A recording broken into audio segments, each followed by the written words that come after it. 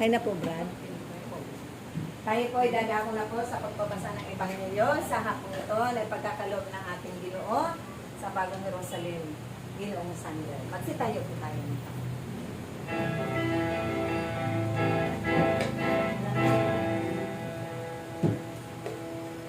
Sing hallelujah to the Lord.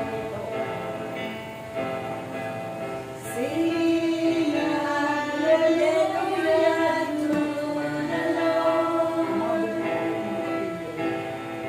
Sing hallelujah. Sing hallelujah. Sing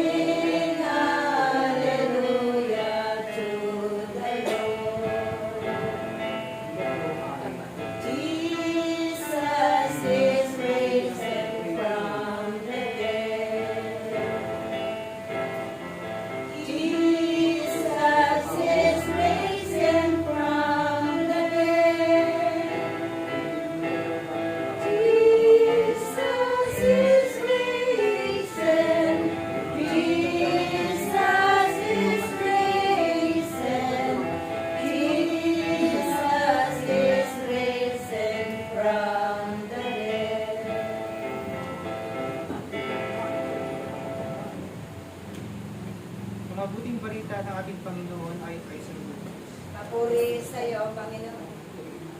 Lucas 9, 57 to 62. 37? 57? Hanggang 62. Hanggang 60.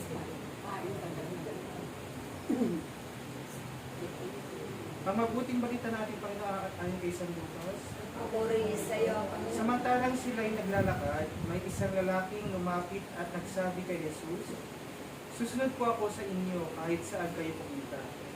Sumagot si Jesus, "May lungga ang asong bubad at may pugad ang mga ibon. Ngunit ang anak ng tao ay wala man lamang mapagpahingahan." At sinabi naman niya sa isa, "Sumunod ka sa akin." Ngunit sumagot ito, "Panginoon, hayaan lang po muna ninyong may palibing ko ang aking ama." Sinabi ni Jesus sa kanya, "Hayaan mo na ang mga patay ang maglibing sa kanilang mga patay. Ngunit humayo ka at ipahayag mo ang kaharian ng Diyos."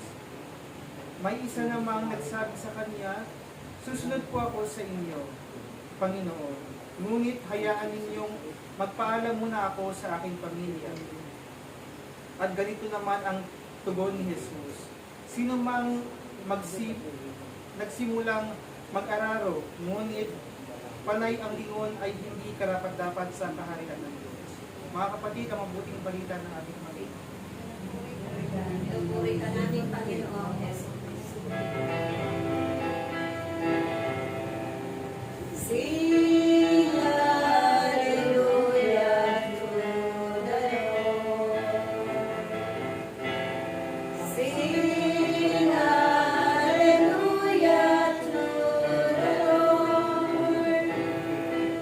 Sing hallelujah. Sing hallelujah. Sing hallelujah to the Lord.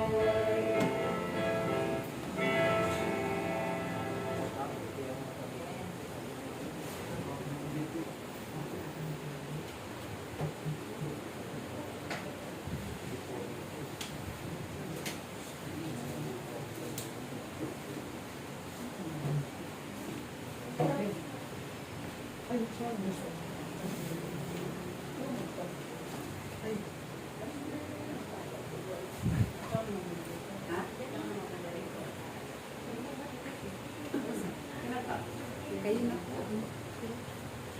Dalawa. Ate Puring at saka